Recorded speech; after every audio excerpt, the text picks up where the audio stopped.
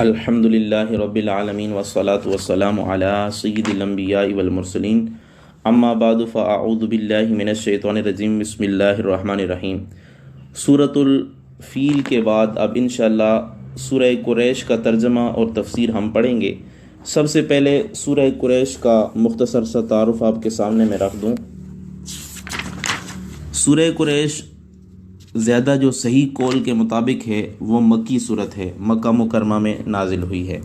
اس کا ایک رکوع 4 آیتیں اور اس کی کلمات کی تعداد 17 اور حروف کی تعداد 73 ہے۔ قریش نام رکھنے کی کیا وجہ ہے؟ قریش ایک قبیلے کا نام ہے اور اس سورت کی پہلی آیت میں یہ لفظ موجود ہے، اسی مناسبت سے اسے سورہ قریش کہا جاتا ہے۔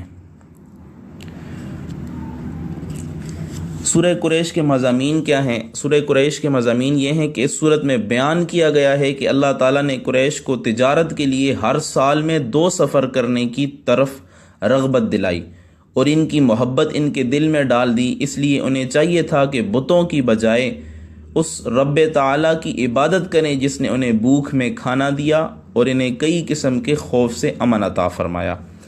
سورہ فیل کے ساتھ اس کی کیا مناسبت ہے؟ سورہ فیل کے ساتھ مناسبت یہ ہے کہ دونوں صورتوں میں اللہ تعالیٰ نے اہل مکہ کو اپنی نعمتیں یاد دلائی ہیں۔ چنانچہ سورہ فیل میں یہ نعمت یاد دلائی کہ اللہ تعالیٰ نے ان کے دشمن ابرہا کو ہلاک کیا جو کہ کعبہ معظمہ کو گرانے آیا تھا، اور سورہ قریش میں یہ نعمت یاد دلائی کہ اللہ تعالیٰ نے ان میں تجارت کرنے کی رغبت پیدا فرمائی ہے اور سردی گرمی کے موسم میں انہیں دوسرے شہروں میں تجارت کے لیے سفر کرنے پر تیار کیا ہے۔ اب سب سے پہلے اس کا ترجمہ اور تفسیر جو ہے وہ ہم کریں گے۔ سب سے پہلے تلاوت سماعت فرماتے ہیں، پھر ترجمہ اور تفسیر۔ اعوذ باللہ من الشیطان الرجیم، بسم اللہ الرحمن الرحیم۔ لإيلاف قريش إيلافهم رحلة الشتاء والصيف فليعبدوا رب هذا البيت الذي أطعمهم من جوع وآمنهم من خوف۔ اللہ تعالیٰ ارشاد فرماتا ہے لإیلاف قریش، اس لیے کہ اللہ نے قریش کے دلوں میں الفت پیدا کر دی۔ سب سے پہلے قریش کا مختصر سا تعارف بھی سن لیں۔ قریش اس قبیلے کا نام ہے جس میں سید المرسلین صلی اللہ تعالیٰ علیہ وآلہ وسلم کی ولادت مبارکہ ہوئی۔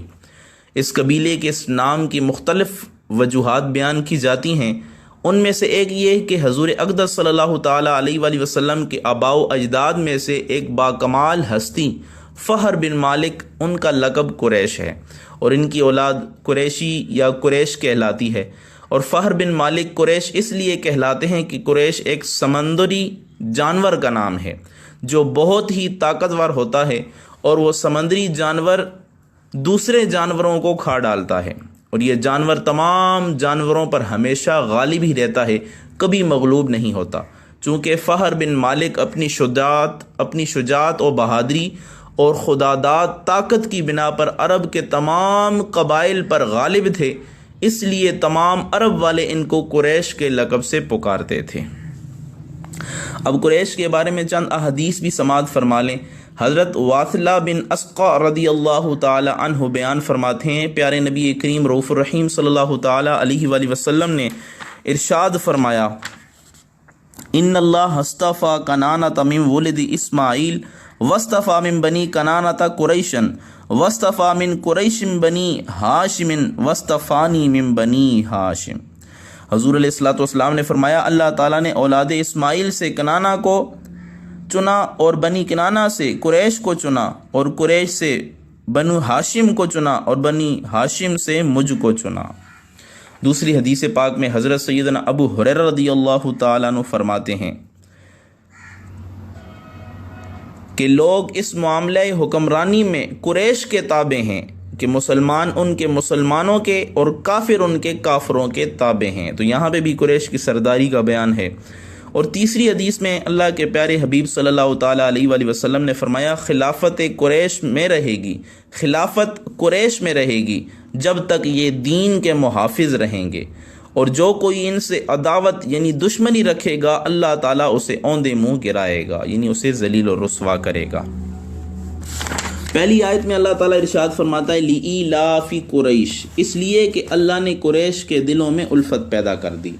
مطلب یہ ہے کہ اللہ تعالیٰ نے قریش پر گناگوں بے شمار احسانات فرمائے، نعمتیں فرمائیں، تو قریش والوں کو بھی چاہیے تھا کہ وہ اس شکر گزاری کے بدلے میں یا اللہ تعالیٰ کے شکر گزار بندے بنتے، کسی کو اس کا شریک نہ ٹھہراتے، بڑے ذوق و شوق سے اس کی عبادت و بندگی میں مصروف رہتے۔ اگر دوسرے احسانات انہیں یاد نہیں رہے اور کوئی ان کا شکریہ ادا کرنے کا احساس ان کے دلوں میں پیدا نہیں ہوا تو وہ اس احسان کو تو فراموش نہ کرتے کہ اس وادی غیر ذی زر میں، اس لک و دک صحرا میں جہاں غذائی اجناس کے پیدا ہونے کا احتمال تک نہیں تھا، سامان زیست اور ضروریات زندگی کا کلیتاً فقدان تھا، بالکل ناپید تھیں، اللہ تعالیٰ نے ان کی رزق رسانی کا بھی انتظام فرما دیا کہ ان کے دلوں میں تجارت کی الفت بھی پیدا فرما دی۔ اب جاڑے اور گرمی کے موسموں میں یہ ایک الگ الگ علاقوں میں کاروبار کرنے کے لیے جاتے ہیں اور انہیں کوئی نہیں روکتا، کوئی نہیں ٹھوکتا، رہتی یہ صحرا میں ہیں، اس کے باوجود دنیا بھر کی نعمتوں سے لطف اندوز ہوتے رہتے ہیں۔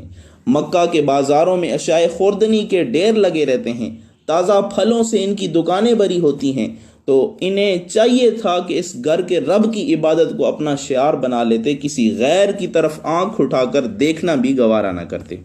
علامہ زیماشری رحمۃ اللہ تعالی علیہ اور علامہ قرطبی نے بھی یہ توجیہ بیان کی ہے کہ یہاں پہ لام جو ہے یہ لام اجلیہ تعلیلیہ ہے، اس کا ترجمہ یوں کرتے ہیں کہ یعنی انہیں چاہیے کہ اس گھر کے پروردگار کی عبادت کریں، کیونکہ کسب معاش کے لیے اسی نے ان کے دلوں میں سردی اور گرمی کے تجارتی سفروں کی الفت پیدا فرما دی۔ آگے اللہ فرماتا ہے ایلافہم رحلۃ الشتاء والصیف، الفت تجارتی سفر کی جاڑیں اور گرمی کے موسم میں۔ جس طرح تفصیل سے پہلے میں نے تھوڑا سا بیان کیا، تو اب قریش تجارت، ان کا پیشہ جو تھا وہ تجارت تھا، وہ سردی کے موسم میں جزیرہ عرب کے جنوبی صوبہ یمن کی بندرگاہوں میں پہنچتے تھے، یہاں سے ہندوستان اور جنوبی ایشیا کے دوسرے ممالک کی مصنوعات وغیرہ موسم میں یہ جو دوسری مصنوعات ہوتی ہیں وہاں موجود ہوتی تھیں، تو انہی مصنوعات کو خریدتے اور اونٹوں پر لاد کر رومی مملکت کے علاقے شام میں لے جا کر وہاں فروخت کیا کرتے تھے۔ اسی طرح گرمی کے موسم میں شام و فلسطین کے ٹھنڈے اور خشک علاقوں میں جاتے تھے، وہاں سے مغربی دنیا کی درآمدات و مصنوعات اور دیگر جو چیزیں ان کو خرید کر یمن میں لے جا کر وہاں پہ اچھے قیمتوں یا اچھے داموں فروخت کیا کرتے تھے، اور جو خرید و فروخت کی سکت نہیں رکھتے تھے وہ بار برداری میں کافی اجرت کما لیا کرتے تھے۔ یمن اور شام کے درمیان ایک وسیع صحرا ہے، یہ لوگ ان کو یہ ایسی طاقت تھی کہ یہی اس کے نشیب و فراز سے واقف تھے، اس کو طے کرنے کا حوصلہ بھی صرف انہی میں موجود تھا۔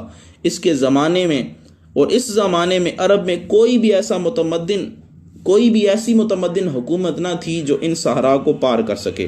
افراتفری کا دورہ تھا، تجارتی قافلوں کو قدم قدم پر صحرائی بدوؤں اور رہزنوں کا خوف رہتا تھا، رہزنوں کا ڈر رہتا تھا، لیکن قریش مکہ جو تھے ان تمام خطرات اور رہزنی کی وارداتوں سے وہ محفوظ تھے۔ عرب کا کوئی باشندہ ان کے قافلے کی طرف للچائی ہوئی نظر سے نہیں دیکھ سکتا تھا، اور نہ ہی ان پر دست درازی کی کسی میں بھی ہمت تھی۔ یہ بھی اللہ تعالیٰ کا عظیم ان پر احسان تھا کہ اپنے گھر کی برکت سے جزیرہ عرب کے تمام باشندوں کے دلوں کو اللہ تعالیٰ نے قریش کے لیے مسخر کر دیا تھا۔ سارے لوگ انہیں جو ہے وہ عزت کی نگاہ سے دیکھا کرتے تھے، اس وجہ سے ان کا مال جو ہے وہ چھینتے نہیں تھے، ان کا مال جو ہے وہ ڈاکہ زنی کے ذریعے سے ان کا مال لیتے نہیں تھے۔ آگے اللہ نے فرمایا فَلْيَعْبُدُوا رَبَّ هَذَا الْبَيْتِ، پس چاہیے کہ وہ عبادت کیا کریں اس خانہ خدا کے رب کی، اس خانہ کعبہ کے رب کی۔ جب اللہ تعالیٰ نے ان کے رزق رسانی کا ایسا باعزت انتظام فرما دیا تو انہیں چاہیے کہ اب اسی ذات کی عبادت کریں جو اس کعبہ کا مالک ہے، جس نے ابھی چند سال پہلے ابرہہ کی یلغار سے اس کی حفاظت فرمائی اور حملہ آوروں کو ایسی عبرتناک سزا دی کہ اب آئندہ کوئی بھی ایسی جرت نہیں کرے گا۔ آگے فرمایا الذی اطعمہم من جوع، جس نے انہیں رزق دے کر فاقے سے نجات عطا فرما دی۔ یعنی کافی عرصہ ان کی مالی حالت ناگفتہ بے رہی، بارہا فاقہ کشی کی نوبت بھی آ جاتی تھی، لیکن اللہ تعالیٰ نے اپنی حکمت سے ان کے دلوں میں کاروبار کی رغبت پیدا کر دی، ان کو خوشحال بنا دیا۔ آگے فرمایا وَآمَنَهُم مِّن خَوْفٍ، اور امن عطا فرمایا انہیں فتنہ و خوف سے۔ جزیرہ عرب میں ہر طرف بدامنی کے شعلے بڑک رہے تھے، فتنہ فساد کی آگ لگی ہوئی تھی، عام شاہراہوں پر لوٹ مار اور ہر طرح کی چوری چکاری، ہر طرح کی ڈاکہ زنی کا سلسلہ جاری رہتا تھا۔ کسی مسافر کا سلامتی سے واپس گھر پہنچنا ایک عجوبہ تصور کیا جاتا تھا۔ ہر قبیلہ اپنی جگہ خوف زدہ رہتا تھا۔ شہروں اور دیہات میں بھی ہر وقت قزا کاروں یا چوروں کے آ دھمکنے کا دڑکا لگا رہتا تھا، ڈر لگا رہتا تھا۔ لیکن یہ قریش جو قبیلہ تھا، یہ کعبہ مشرفہ کی برکت سے، کیونکہ اس کی خدمت کیا کرتے تھے، اس کی برکت سے ان کی عزت کی جاتی تھی، ان پر دست درازی کی کسی کو بھی جرت حاصل نہ تھی۔ یہ بھی معاذ اللہ تعالیٰ کا احسان تھا کہ اس نے لوگوں کے دلوں میں ان کا احترام پیدا کیا تھا، اور اس کی وجہ میں نے پہلے بتا دی کہ وہ اللہ تعالیٰ کے گھر کے خادم تھے، خدام تھے، خدمت کرنے والے تھے۔